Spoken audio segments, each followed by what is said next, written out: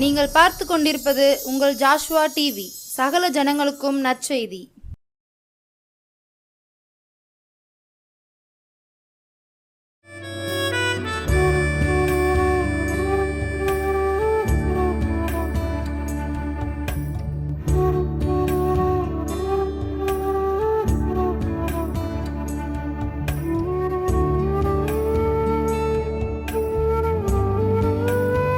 ஆண்டவராக இயேசு கிறிஸ்துவின் நாமத்தினாலே உங்கள் யாவருக்கும் என் அன்பின் வாழ்த்துக்களையும் நன்றிகளையும் தெரிவிக்கிறேன்.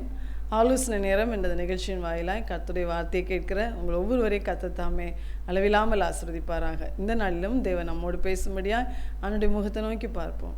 எங்கள் அன்பின் பரலோக பிதாவே, இந்த நல்ல வேலைக்காக உமக்கு நன்றி செலுத்துகிறோம் அப்பா. ஆண்டவரே, உம்முடைய வார்த்தைகளை நீர் ஒவ்வொரு வாரமும் எங்களோடு கூட பேசுகிறீங்க, அதுக்காக உமக்கு ஸ்தோத்திரம். உம்முடைய வார்த்தையின் சத்தம் எங்கள் உள்ளங்களை பலப்படுத்துகிறதுக்காய், எங்களை உமக்குள்ளாய் வளரச் செய்கிறதுக்காக உமக்கு நன்றி. இந்த நாளிலும் பரிசுத்த ஆவியானவர் ஆண்டவரே ஒவ்வொருவரோடு நீ பேசும்படியாக நாங்கள் ஜெபிக்கிறோம்ப்பா. நீர் எங்கள் மத்தியிலே பிரசன்னமாவீராக. அடியாளை மறைத்து நீ வெளிப்படும். வீடுகளிலிருந்து உம்முடைய வார்த்தையை கேட்கிற ஒவ்வொருவருக்கும் இந்த நாளின் வசனங்கள் மிகுந்த ஆசீர்வாதமாக இருக்கட்டும். நீர் அப்படி செய்வதற்காய் ஸ்தோத்திரம். இயேசுவின் நாமத்தில் பிதாவே, ஆமேன். இந்த நாளிலும் கர்த்தர் நமக்கு கொடுத்த அருமையான ஒரு வார்த்தை, சங்கீதங்களின் புஸ்தகம் 128ஆம் அதிகாரம் 1வது வசனம். கர்த்தருக்கு பயந்து அவர் வழிகளில் நடக்கிறவன் எவனோ அவன் பாக்கியவான். இந்த நாளிலே ஆண்டு நமக்கு கொடுத்த செய்தியின் தலைப்பு கர்த்தருக்கு பயப்படும் பயம். அதனால தான் அந்த வசனம் ஆரம்பிக்கும் போது கர்த்தருக்கு பயந்து அவர் வழிகளில் நடக்கிறவன் எவனோ அவன் பாக்கியவான் என்று சொல்லப்பட்டிருக்கு. இந்த சங்கீதம் முழுவதுமே கர்த்தருக்கு பயந்து அவர் வழிகளில் நடக்கிற ஒரு மனுஷனுடைய ஆசீர்வாதம் எப்படி இருக்கும், அவனை எப்படி கர்த்தர் ஆசீர்வதிப்பார் அப்படின்னு சொல்லி இந்த வசனம் இந்த அதிகாரத்தில் சொல்லப்பட்டிருக்கிறது. அப்போ இந்த நாளில் ஆண்டு இந்த தலைப்பை கொடுக்கறதுக்கு காரணம் என்ன தெரியுமா? நாம் கர்த்தருடைய பிள்ளைகளாய் மாறிவிட்டால், ஒருவேளை நம்முடைய பாவங்கள் மன்னிக்கப்பட்டு அவருடைய இரத்தத்தினால் நாம் கழுவப்பட்டு விட்டால், அவருடைய பிள்ளைகளாய் நாம் மாற்றப்பட்டு விட்டால், அவரை விசுவாசத்தோடு நாம் ஏற்றுக்கொண்டு இயேசு என் இரட்சகர் என்று சொல்லி நாம் அவருடைய பிள்ளைகளாய் மாறிவிட்டால், அடுத்து நமக்குள்ளே காணப்பட வேண்டிய காரியம் கர்த்தருக்கு பயப்படும் பயம். நாம் இப்பொழுது கர்த்தருடைய பிள்ளைகளாக மாறிட்டோம். கர்த்தர் என்றால் நம்முடைய ஆண்டவராகிய இயேசு கிறிஸ்து, கர்த்தராகிய இயேசு கிறிஸ்து, அவருடைய பிள்ளைகளாய் நாம் மாறிவிட்டோம். அப்படி என்றால் இனிமேல் நாம் அவருக்கு பயப்படுகிற பயத்தோடு நம்ம நடக்கணும். அவருக்கு பயப்படுற பயத்தோடு அவர் வழிகளில் நடக்கணும். எப்படி நம்முடைய தாய் தகப்பனிடத்தில் நாம் வளரும்போது அவர்களுக்கு அஞ்சி நாம் நடக்கிறோமோ, அவர்களுக்கு பயந்து அவர்கள் சொல்லுகிற காரியங்களுக்கு நாம் கட்டுப்பட்டு அவர்களுக்கு பயந்து நாம் நடக்கிறோமோ, அதே போல தான் நாம் ஆண்டுடைய பிள்ளைகளாய் மாறிவிட்டால், இயேசுவின் பிள்ளைகளாய் மாறிவிட்டால் அவருக்கு பயந்து அவர் வழிகளிலே நாம் நடக்க வேண்டும். அவருக்கு பயப்படுகிற பயம் நமக்குள்ளே எப்பொழுதும் காணப்பட வேண்டும். அப்படி அவருக்கு பயந்து அவர் வழியில் நடக்கிற ஒவ்வொரு மனுஷனும் பாக்கியவான் என்று வசனம் சொல்லுகிறது. அவங்க குடும்பத்தில் அவங்க மனைவி ஆசீர்வதிக்கப்படுறாங்க, அவங்களுடைய பிள்ளைகள் ஆசீர்வதிக்கப்படுகிறார்கள், அவர்களின் கையின் பிரயாசங்கள் ஆசீர்வதிக்கப்படுகிறது. ஆண்டவர் 4ஆம் வசனத்தில் சொல்கிறாரு, இதோ கர்த்தருக்கு பயப்படுகிற மனுஷன் இவ்விதமாய் ஆசீர்வதிக்கப்படுவான் அப்படின்னு சொல்கிறார். அப்போ ஒவ்வொரு கர்த்தருடைய பிள்ளையுடைய வாழ்க்கையிலும் காணப்பட வேண்டிய மிக முக்கியமான ஒரு காரியம் கர்த்தருக்கு பயப்படுகிற பயம். நம்மை படைத்த தேவனுக்கு, நம்மை ரட்சித்த ஆண்டவருக்கு, நமக்காய் உயிர் கொடுத்த நம் இரட்சகருக்கு பயப்படுகிற பயம் நமக்கு அவசியம். அப்போ கர்த்தருக்கு பயப்படும் பயம் சொல்லும்போது நீதிமொழிகள் 8ஆம் அதிகாரம் 13ஆம் வசனம் சொல்லுகிறது, தீமையை வெறுப்பதே கர்த்தருக்கு பயப்படும் பயம். அதாவது கர்த்தருக்கு பயப்படுற பயம்னா என்ன அப்படின்னு கேட்டால் அந்த வசனம் ரொம்ப தெளிவாய் சொல்லப்பட்டிருக்கிறது. தீமையை வெறுப்பது கர்த்தருக்கு பயப்படும் பயம். இந்த உலகத்தில் இருக்கிற என்னென்ன தீமைகள்லாம் இருக்கிறதோ அந்த எல்லா தீமைகளையும் நீங்கள் வெறுக்கிற பிள்ளைகளாக இருப்பீர்கள் என்றால் உங்களுக்குள்ளே கர்த்தருக்கு பயப்படுற பயம் இருக்கிறது என்ற அர்த்தம் அப்படின்னு சொல்கிறார். அப்போ இந்த நாளில் முதலாவது கர்த்தருக்கு பயப்படுற பயம் எப்படிப்பட்டது அப்படின்னு நம்ம பார்க்க போகிறோம். நீதிமொழிகள் 1ஆம் அதிகாரம் 7ஆம் வசனத்தில் சொல்லியிருக்கு, கர்த்தருக்கு பயப்படுதலே ஞானத்தின் ஆரம்பம்.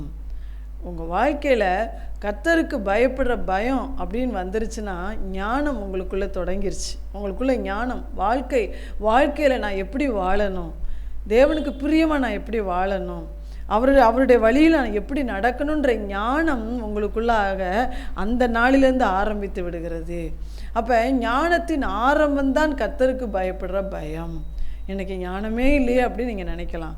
நீங்கள் கர்த்தருக்கு பயந்து பாருங்கள், கர்த்தருக்கு பயந்து அவர் வழியில் நடந்து பாருங்கள், உங்களுக்குள்ளே ஞானம் கட்டாயம் இருக்கும். அவருடைய ராஜ்யத்துக்கு நம்ம ஆயத்தப்படணும்னாலும் சரி, இந்த உலகத்தில் ஒரு வெற்றியுள்ள வாழ்க்கை நம்ம வாழணுமா, ஆண்டவரால் நம்ம எல்லா விதத்திலும் எல்லாம் ஆசீர்வதிக்கப்படணுமா, எல்லா காரியங்களிலும் நாம் ஞானமாக செயல்படணுமா, புத்தியாக செயல்படணுமா, கர்த்தருக்கு பயப்படுற பயம் நமக்குள் இருக்க வேண்டியது அவசியம். அடுத்து நீதிமொழிகள் 19ஆம் அதிகாரம் 23ஆம் வசனம் சொல்கிறது, கர்த்தருக்கு பயப்படுதல் ஜீவனுக்கு ஏதுவானது. கர்த்தருக்கு பயப்படுதல் ஜீவனுக்கு ஏதுவானது. அதை அடைந்தவன் திருப்தி அடைந்து நிலைத்திருப்பான், தீமை அவனை அணுகாது. வசனம் சொல்லுது, கர்த்தருக்கு பயப்படுதல் ஜீவனுக்கு ஏதுவானது. ஆண்டோடைய பிள்ளைங்க நாம் ஜீவனுள்ளவர்களாக இருக்கணும். அதாவது ஏசப்பா வெளிப்படுத்தின விசேஷத்தில் சொல்லும்போது சொல்கிறாரு, நீ உயிரோடு இருந்தாலும் செத்தவன் என்று பெயர் பெற்றவனாக இருக்கிறான்னு சொல்லி அவருடைய சபையின் பிள்ளைகளை பார்த்து அவர் சொல்லுகிறார். நீ உயிரோடு தான் இருக்கிற, ஆனால் நீ செத்தவன் என்று பெயர் பெற்றிருக்கிறாய். அப்படின்னா என்ன? ஆண்டவருக்குள்ளே நம்முடைய ஆவிக்குரிய வாழ்க்கையில் நம்முடைய ஆவியிலே நாம் செத்த ஒரு நிலைமையில் இருக்கிறோம் அப்படின்னு சொல்லப்பட்டிருக்கு. அப்போ கர்த்தருடைய பிள்ளைகள் நாம் கர்த்தருக்கு பயந்து இருந்தால் மாத்திரம்தான் நாம் ஜீவன் உள்ளவர்களாய் வாழ முடியும். ஹல்லேலூயா. இயேசு கிறிஸ்துவின் ஜீவன் நமக்குள் இருக்கும். இல்லாவிட்டால் அவருக்கு பயப்படுற பயமோ அவருடைய பயந்த வழியிலே நடக்கிற காரியமோ நமக்கு இல்லாவிட்டால் நாம் ஒரு மரித்த கிறிஸ்தவர்களைப் போல தான் நாம் இருக்க முடியும். அவர் சொல்கிறாரு, இந்த ஜீவன் உனக்குள் இருக்கும் என்றால் அவன் திருப்தி அடைந்து நிலைத்து இருப்பான். அப்போ கர்த்தருக்கு பயப்படுறவனுக்குள்ளே ஜீவன் இருக்கும், அவன் திருப்தியாக இருப்பான். வாழ்க்கையில் எல்லா சூழ்நிலையிலும் ஒரு திருப்தி காணப்படும். அவன் நிலைத்து இருப்பான், திருப்தி அடைந்து நிலைத்து இருப்பான். என்றென்றைக்கு நம்ம ஆண்டவருக்குள்ளே நிலைச்சு நிற்க முடியும். இன்னும் அதில் சொல்லப்பட்டிருக்கு, தீமை அவனை அணுகாது அப்படின்னு சொல்லியிருக்கு. அப்போ ஆண்டவருக்கு பயப்படும் போது நம்ம வாழ்க்கை ஒரு ஜீவனுள்ள வாழ்க்கைன்னு சொல்லும்போது அநேகருக்கு ஒரு ஆசீர்வாதமான ஒரு வாழ்க்கையா ஆண்டவர் சொல்கிறார் இல்லையா, என்னிடத்தில் விசுவாசமாக இருக்கிறவன் எவனோ அவன் உள்ளத்திலிருந்து ஜீவ தண்ணீர் உள்ள நதிகள் ஓடும் அப்படின்னு சொல்கிறார். நாம் கர்த்தருக்கு பயந்து நடக்கும்போது நாம் ஜீவனுள்ளவர்களாக இருப்போம், மற்றவர்களுக்கு ஆசீர்வாதம் கொடுக்கிறவங்களாக இருப்போம். நம்ம மூலம் ஆண்டவருடைய நாமத்துக்கு மகிமை வரும், ஆண்டவருடைய ராஜ்யம் கட்டப்படும். இப்படி நாம் உயிருள்ளவர்களாய் ஜீவனுள்ளவர்களாய் நாம் கர்த்தருக்குள் காணப்படுவோம். அப்படிப்பட்டவங்க திருப்தி அடைந்து கர்த்தருடைய பிரசன்னத்தால் திருப்தி அடைந்து அவருடைய எல்லா விதமான கிருபையினாலும் ஆசீர்வாதத்தினாலும் திருப்தி அடைந்து ஆண்டவருக்குள்ளே நாம் நிலைத்து நிற்க முடியும். அது மாத்திரல்ல, ஆண்டவர் சொல்றாரு, தீமை உங்களை நெருங்கவே முடியாது. இன்னும் சங்கீதம் 19ஆம் அதிகாரம் 9ஆம் வசனம் சொல்லுகிறது, கர்த்தருக்கு பயப்படும் பயம் சுத்தமும் என்றைக்கும் நிலைக்கிறதுமாக இருக்கிறது.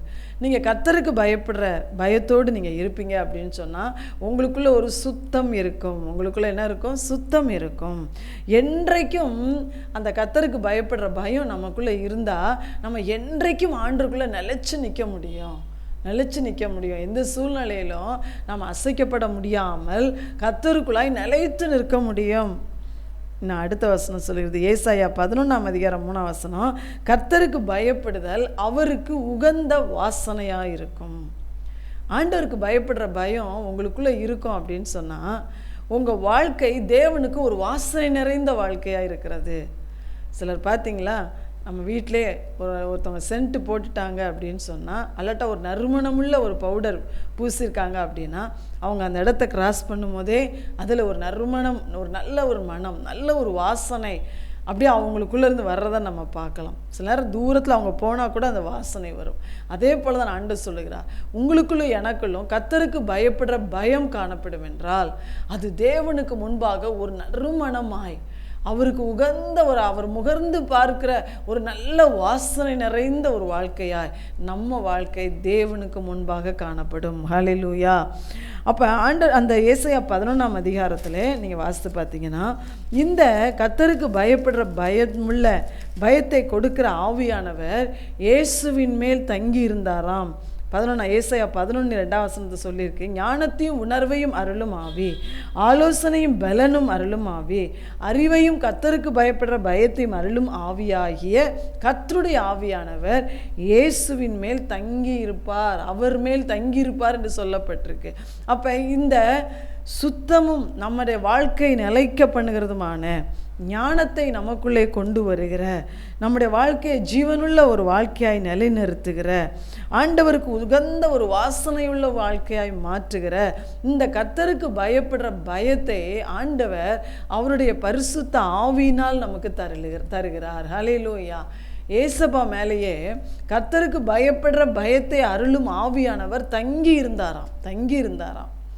ஆண்டவர் ஜலத்தில் ஞானஸ்நானம் எடுக்கிறார். யோவான் ஸ்நானகணத்தில் அவர் ஞானஸ்நானம் எடுத்து கரையேறின உடனே வானத்திலிருந்து ஆவியானவர் புறாவின் ரூபத்திலே அவர் மேல் வந்து இறங்கினார்.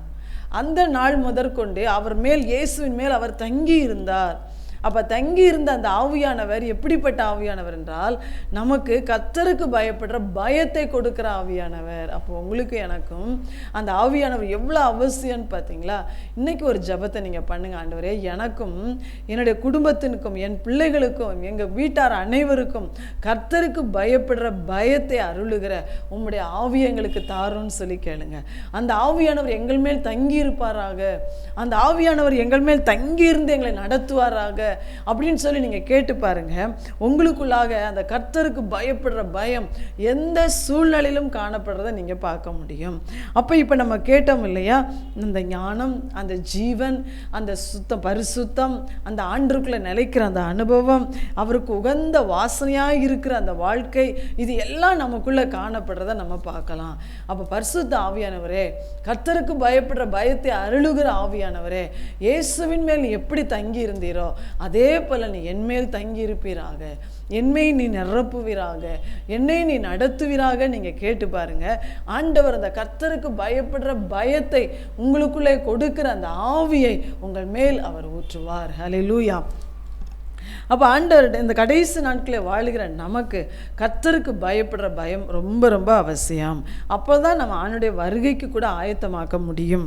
அப்போ அடுத்த ஆண்டவர் சொல்கிறாரு, கர்த்தருக்கு பயப்படுறவன் ஒருத்தன் கர்த்தருக்கு பயப்படுறான் அப்படின்னு சொல்லி வேதம் எப்படி அடையாளம் காட்டுகிறது என்றால், கர்த்தருக்கு பயப்படுறவன் எப்படிப்பட்டவனாய் இருப்பான். முதல்ல ஆண்டவர் சொன்னார், கர்த்தருக்கு பயப்படும் போது உனக்குள்ளே இப்படிப்பட்ட கிரியைகளெல்லாம் நடந்து கொண்டு இருக்கும் அப்படின்னு சொல்லி சொல்கிறார். அடுத்த ஆண்டவர் சொல்கிறாரு, கர்த்தருக்கு பயப்படுகிறவன் எப்படிப்பட்டவனாக இருப்பான். ஆதியாகமம் 39:9 நீங்கள் பார்த்தீங்கன்னா, கர்த்தருக்கு பயப்படுகிறவன் பாவத்தை விட்டு விலகி ஓடுகிறவனாக இருப்பான். அதுதான் ரொம்ப முதல்ல அவனுக்குள்ளே காணப்படுறது. அதுதான் ஆதியாகமம் 39:9 யோசேப்பை குறித்து சொல்லப்பட்டிருக்கிறது.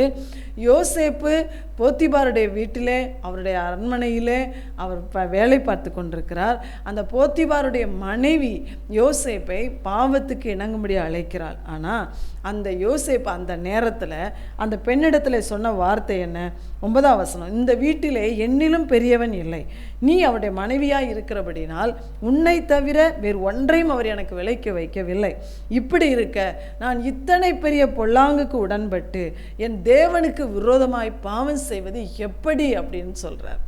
அவர் சொல்கிறார் பாருங்க, நான் எல்லா பொறுப்பையும் என் எஜமான் என் கையில் கொடுத்துருக்கிறாரு, ஒன்றை மட்டும்தான் எனக்கு விலைக்கு வச்சிருக்கிறார். அப்படி இருக்கும்போது இவ்வளோ பெரிய பாவத்துக்கு நான் உடன்பட்டு என் தேவனுக்கு விரோதமாய் நான் பாவம் செய்வது எப்படி? அந்த இடத்துல அவன் ஆண்டவரை உபயோகிக்கிறான். என் ஆண்டவருக்கு விரோதமாக நான் எப்படி இந்த பாவத்தை செய்வேன்? அப்போ கர்த்தருக்கு பயப்படுற பயம் யோசேப்புக்குள் இருந்தது. ஹல்லேலூயா. யோசேப்புக்குள் இருந்ததுனால பாருங்க, அவன் ஆண்டவருக்கு பயந்து அந்த பாவத்தை விட்டு விலகி ஓடினான். அந்த பெண் அவனை நித்தம் அவளை அலட்டி கொண்டிருந்தாள். ஆனால் யோசேப்போ என்ன பண்ணுறான்? கடைசியில் ஒரு நாள் அவன் வஸ்திரத்தை போய் அவள் பற்றி பிடிக்கும் போது அவன் வஸ்திரத்தையும் விட்டு விட்டு வெளியே ஓடி போனான் என்று வசனம் சொல்லுகிறது. அப்போ கர்த்தருக்கு பயப்படுறவங்க எப்படி இருப்பாங்க? பாவத்தை விட்டு விலகி ஓடுகிறவர்களாக இருப்பார்கள். நீங்கள் பாவத்தை விட்டு விலகி ஓடுறீங்களா அப்படின்னு கேட்டு பாருங்க. அடுத்து கர்த்தருக்கு பயந்தவங்க எப்படி இருப்பாங்க தெரியுமா? பாவத்தை வெறுக்கிறவர்களாக இருப்பார்கள். அவங்களுக்குள்ள ஒரு பெருமையோ அல்லாவிட்டால் ஒரு பொறாமை, ஒரு தீய எண்ணங்கள், ஒரு வேண்டத்தகாத சிந்தனைகள் இப்படிலாம் வரும்னு சொன்னால் அந்த பாவத்தின் மேலே அவங்களுக்கு ஒரு வெறுப்பு வரும். ஐயோ, இந்த பாவம் எனக்குள்ளே இப்படி வருகிறதே, ஆண்டவரே இந்த பாவத்தை நான் வெறுக்கிறேன் அப்படின்னு சொல்லுவாங்க. சங்கீதத்தின் புஸ்தகம் 119 அதிகாரம் 13 தாவீது சொல்கிறாரு, நான் வீண் சிந்தனைகளை வெறுத்து கர்த்தருடைய வேதத்தில் பிரியப்படுகிறேன். தாவீது சொல்கிறார், எனக்குள்ளே வருகிற வீணான சிந்தனைகளை நான் வெறுக்கிறேன். அதை வெறுத்து நான் அதுக்கு பதிலாக என் தேவனுடைய வேதத்தில் நான் பிரியப்படுகிறேன் அப்படின்னு சொல்கிறார்.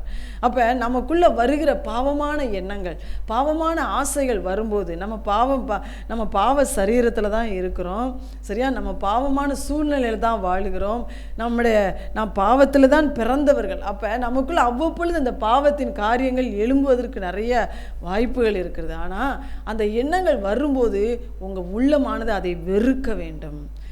ஏன் எனக்குள்ளே இப்படி எண்ணம் வருது, எனக்குள்ளே ஏன் இப்படிப்பட்ட ஒரு பெருமையான எண்ணம் வருகிறது, ஏன் எனக்குள்ளே ஒரு இச்சையான காரியங்கள் வருகிறது, ஏன் எனக்குள்ளே இப்படி ஒரு தவறான ஆசை வருகிறது, எதனால எனக்கு இப்படி ஒரு சபலம் வருகிறது, எனக்கு ஏன் இப்படி ஒரு பொறாமை அவங்க மேலே வருது என்று சொல்லி உங்களுக்குள்ளே எந்த பாவங்கள் வந்தாலும், ஒரு கோபம் வரும்போது, ஒரு எரிச்சல் வரும்போது, இப்படி உங்களுக்குள்ள பாவமான காரியங்கள் வரும்போது அந்த எண்ணங்களை நீங்கள் வெறுப்பீர்கள் என்றால் நீங்கள் கர்த்தருக்கு பயப்படுவீர்கள் என்ற அர்த்தம். ரோமர் புஸ்தகம் 7 அதிகாரம் 15 நீங்கள் பார்த்தீங்கன்னா பவுல் அப்போஸ்தலன் எழுதுகிறார். அவர் சொல்கிறாரு, அவர் என்ன சொல்கிறார் பாருங்க, 15 எப்படி எனில் நான் செய்கிறது எனக்கே சம்மதி இல்லை, நான் விரும்புகிறதை செய்யாமல் நான் வெறுக்கிறதையே செய்கிறேன். அவருடைய ஆரம்ப நாளிலே, அவருடைய ஆவிக்குரிய வாழ்க்கையின் ஆரம்ப நாளிலே தான் இதை கட்டாயம் அவர் எழுதியிருக்கிற வேண்டும். அவர் சொல்கிறாரு, நான் செய்கிறது எனக்கே சம்மதி இல்லை, நான் செய்கிற சில தவறுகள் எனக்கே சம்மதி இல்லை, நான் விரும்புகிறத நான் செய்யலை, நான் வெறுக்கிறதையே செய்கிறேன். அப்போ பவுல் சொல்கிறாரு, அவருடைய மாம்சத்தில் எழும்புகிற சில காரியங்கள் நான் அதை விருப்பமாக இல்லை, அது எனக்கு அந்த காரியங்கள் மேலே எனக்கு விருப்பமே இல்லை, ஆனால் நான் வெறுக்கிறேன் அந்த காரியத்தை, என்னையும் அறியாமல் நான் வெறுக்கிற அந்த காரியத்தை நான் செய்து விடுகிறேன், எனக்கு அதில் சம்மதியே இல்லை அப்படின்னு சொல்கிறார். அது மாதிரி தான் உங்களுக்குள்ளே இருந்து எழும்புகிற ஒவ்வொரு பாவ உணர்வுகள், பாவத்தின் ஆசைகள், பாவத்தின் எண்ணங்களை குறித்து உங்கள் உள்ளம் வெறுக்கும் என்றால், உங்கள் உள்ளம் அதை அதை நீங்கள் அனுபவித்தவங்களுக்கு நல்லா தெரியும், அதை உங்கள் உள்ளம் வெறுக்கும் என்றால் நீங்கள் உண்மையிலேயே கர்த்தருக்கு பயப்படுகிற பயத்தினால் நிரம்பி இருக்கிறீர்கள் என்ற அர்த்தம். ஹல்லேலூயா! கர்த்தருக்கு நீங்கள் பயப்படுறீங்கன்னு அர்த்தம். ஆண்டவருக்கு இது பிடிக்காதே, என் ஆண்டவர் பரிசுத்தமுள்ளவராயிற்றே, நான் பரிசுத்தமாக வாழணுமே என்ற ஒரு பயம் உங்களுக்குள்ளே இருக்குன்னு அர்த்தம். அடுத்து ஆண்டவர் சொல்கிறாரு, அப்போ வெறுக்கிறாங்க, ரைட்டு. அடுத்து அவங்க என்ன செய்வாங்க தெரியுமா? கர்த்தருக்கு பயப்படுறவங்க ஆண்டவர்கிட்ட ஓடி அந்த பாவத்திலிருந்து எனக்கு விடுதலை வேணும்னு சொல்லி அவர்கிட்ட கதறுவார்கள், கதறி ஜெபிப்பார்கள், கண்ணீரோடு ஜெபிப்பாங்க, போராடி ஜெபிப்பாங்க. அவங்க தான் கர்த்தருக்கு பயப்படுகிற பயத்தை உடையவர்கள். ஹல்லேலூயா! பவுல் அப்போஸ்தலன் அந்த அதிகாரத்தில் சொல்கிறாரு, 24 நிர்பந்தமான மனுஷன் நான், இந்த மரண சரீரத்தினின்று யார் என்னை விடுதலையாக்குவார், ஆண்டவரே என்னை விடுதலையாக்கும் என்று சொல்லி அவர் கதறுகிறார். அதுபோல தான் உங்களுக்குள்ள இருக்கிற பாவ எண்ணங்களை நீங்கள் வெறுக்கிறது மாத்திரமல்ல, நீங்கள் ஆண்டவருக்கு பயப்படுற பிள்ளைங்க என்ன செய்வாங்கன்னா அடுத்து இயேசுவண்டை ஓடி வருவாங்க, இயேசப்பாவுடைய சிலுவை அண்டை வருவாங்க. ஆண்டவரே இந்த பாவத்தை மறுபடியும் நான் செய்கிறேனே, என்னை நீர் விடுதலையாக்கும், எனக்கு இது வேண்டாம் ஆண்டவரே, இந்த பாவத்தை நான் வெறுக்கிறேன் ஏசப்பா, எனக்கு கிருபை தாருன்னு கேட்பாங்க. அப்போ அப்படி ஜெபிக்கிற பிள்ளைகளை கர்த்தர் தாமே கட்டாயம் குமாரனாகிய இயேசுவின் ரத்தம் விடுதலையாக்குகிறது. அப்போ கர்த்தருக்கு பயப்படுறவங்க பாவத்தை விட்டு விலகி ஓடுவார்கள், பாவத்தை வெறுப்பார்கள், பாவத்தின் விடுதலைக்காய் ஆண்டவரிடத்திலே கதறி அதை பெற்றுக்கொள்வார்கள். அடுத்து கர்த்தருக்கு பயப்படுறவங்க எப்படி இருப்பாங்க தெரியுமா? ஆதியாகமம் 22 அதிகாரம் 12 ஆண்டவர் ஆபிரகாமை பார்த்து ஒன்று காணி சொல்கிறாரு. அப்பொழுது அவர், பிள்ளையாண்டான் மேல் உன் கையை போடாதே, அவனுக்கு ஒன்றும் செய்யாதே, நீ அவனை உன் புத்திரன் என்றும் உன் ஏக சுதன் என்று பாராமல் எனக்காக ஒப்பு கொடுத்தபடினால் நீ தேவனுக்கு பயப்படுகிறவன் என்று இப்பொழுது அறிந்திருக்கிறேன்னு சொல்கிறார். ஆபிரகாம் பார்த்தீங்கன்னா ஆண்டவரால் அழைக்கப்பட்டவர். ஆண்டுடைய வார்த்தைக்கு கீழ்ப்படிந்து தன் சொந்த ஜனம் இனம் எல்லாவற்றையும் விட்டு புறப்பட்டு வந்து கொண்டிருக்கிறார். ஆண்டவர் அவருக்கு ஒரு சந்ததியை தருவேன் வாக்கு கொடுத்தார். ஈசாக்கை கொடுத்தார். அதற்கே அவர் 25 வருடங்கள் காத்திருந்தார். ஈசாக்கை கொடுத்து ஈசாக்கு பிள்ளையாண்டானாய் வளர்ந்து கொண்டிருக்கும் போது ஆண்டவர் ஒரு நாள் சொல்கிறாரு, உன் நேசபுத்திரனை, உன் நேசகுமாரனை, உன் ஏக சுதனை, உன் புத்திரனை எனக்காக அந்த மோரியாவின் மலைகளிலே போய் நான் குறிக்கும் மலைகளிலே தகன பலியாக பலியிடுன்னு சொன்னார். ஆபிரகாம் எதிர்கேள்வி எதுவுமே கேட்காமல் ஆண்டவர் சொன்னதை அப்படியே அவர் செயல்படுத்த தன்னை அர்ப்பணித்து அவனை போய் அந்த ஆண்டவர் குறித்த அந்த மலையில் போய் அந்த இடத்துல பலிபீடத்தை கட்டி பலிபீடத்தின் மேல் தன் கட்டைகளை அடுக்கி தன் மகனையும் கட்டி கயிறுகளால் கட்டி அவனை படுக்க வைத்து கத்தியை எடுத்து தன் பிள்ளையை பலியிட போனார். அந்த நேரத்தில் ஆண்டவருடைய சத்தம் கேட்டது, உன் கையை நீ போடாதே என்று சொல்லி. ஆண்டவர் சொன்னார், நீ உன் ஏக சுதன், உன் நேசகுமாரன் கூட நீ பார்க்கல, நான் சொல்கிற வார்த்தையை நீ அப்படியே செஞ்ச பார்த்தியா? இப்போ நான் என்ன நினைக்கிறேன், நீ தேவனுக்கு பயப்படுகிறவன். அப்போ ஆண்டவர் இதில் நமக்கு என்ன சொல்கிறாரு, கர்த்தருக்கு பயப்படுறவங்க எப்படி இருப்பாங்கன்னா, கடினமான சூழ்நிலைகளிலும் கூட கர்த்தர் சொல்கிற வார்த்தைக்கு கீழ்ப்படிவார்கள். ஹல்லேலூயா. அவங்களுக்கு ஒரு பாதகமான சூழ்நிலையாக இருக்கலாம், அதை செய்யவே முடியாத ஒரு கட்டாயமான ஒரு சூழ்நிலையாக இருக்கலாம். ஆனால் அந்த நேரத்துலையும் கூட ஆண்டவர் சொல்லிட்டார், அதனால் நான் அப்படி தான் செய்வேன் என்று சொல்லி கீழ்ப்படிவார்கள். நம்ம அப்படி கீழ்ப்படுகிறோமா? யோசிச்சு பாருங்க. அல்லாவிட்டால் லகுவான சூழலைனா செய்கிற ஆண்டவரை, இது ரொம்ப கஷ்டம் என்னால் செய்ய முடியாதுன்னு சொல்லி நம்ம ஒதுங்குறோமா? ஆண்டவர் சொல்றார், கர்த்தருக்கு பயப்படுகிறவன் தேவன் சொல்லுகிற வார்த்தைக்கு அப்படியே கீழ்ப்படிவான். 18 வசனத்தில் சொல்கிறார், நீ என் சொல்லுக்கு கீழ்ப்படிந்தபடினான்னு சொல்கிறார். அப்படிப்பட்டவர்களை அவர் ஆசீர்வதிப்பேன்னு சொல்கிறார். கடைசியாக கர்த்தருக்கு பயப்படுகிறவன் ஜெபிக்கிறவனாயிருப்பான். அப்போஸ்தலர் 10ஆம் அதிகாரத்தில் கொர்நேலியுவை குறித்து அங்கே சொல்லப்பட்டிருக்கிறது.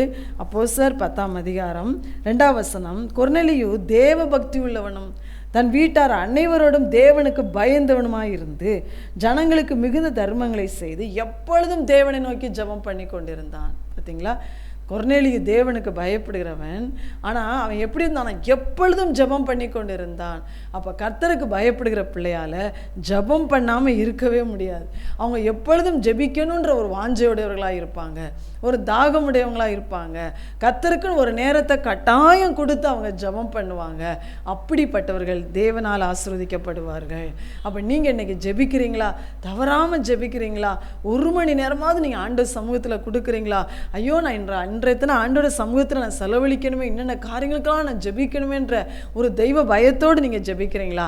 ஆண்டவர் கட்டாயம் உங்களை ஆசீர்வதிப்பார். வசனம் சொல்லுகிறது, சங்கீதம் 119:13, கர்த்தருக்கு பயப்படுகிற பெரியோரையும் சிறியோரையும் அவர் ஆசீர்வதிப்பார். அருமையான கர்த்தருடைய பிள்ளைகளை, நாமும் கர்த்தருக்கு பயப்படுவோம். அந்த ஆவியானவர் நம்மேல் இறங்கி வந்து நம்மை அப்படிப்பட்ட பாதைக்குள்ளே அவர் நடத்துவார். கர்த்தருக்கு பயப்படுகிறவன் ஜெபிக்கிறவன், கர்த்தருக்கு பயப்படுகிறவன் கடினமான சூழ்நிலைகளிலும் கர்த்தருக்கு கீழ்ப்படுகிறவன், கர்த்தருக்கு பயப்படுகிறவன் பாவத்துக்கு விலகி ஓடுகிறவன். ஆண்டவரை நோக்கி பார்த்து ஜெபிப்போமா? எங்கள் அன்பின் பரலோக தகப்பனே, உம்மை நன்றியோடு ஸ்தோத்தரிக்கிறோம்ப்பா. ஐயா, பரிசுத்த ஆவியானவர், இந்த நாளில் உம்முடைய வசனத்தின்படியாகவே உம்முடைய வார்த்தையை கேட்கிற ஒவ்வொருவர் மேலும் நீ இறங்கி வருவீராக. உம்முடைய வசனத்தை கேட்கிற நாங்கள் எல்லாரும் ஏசப்பா உமக்கு பயப்படுகிற பயத்தை அருளும். உம்முடைய ஆவியினால் நாங்கள் நிரப்பப்படணும் ஐயா. அந்த ஆவியானவர் எல்லாரும் மேலும் இறங்கி வாரும். எல்லாருக்குள்ள உமக்கு பயப்படுற பயத்தை தாரும். நீ சொன்ன வசனத்தின்படியாகவே அந்த கர்த்தருக்கு பயப்படுகிறதனுடைய அந்த ஆசீர்வாதத்தை நிறைவாய் பெற்றுக்கொண்டு உமக்கு சாட்சியாய் வாழ உதவி செய்யுங்கப்பா. நீர் அப்படி செய்வதற்காக உமக்கு நன்றி. இயேசுவின் நாமத்தில் கேட்கிறோம் ஜீவனுள்ள தகப்பனே, ஆமென்.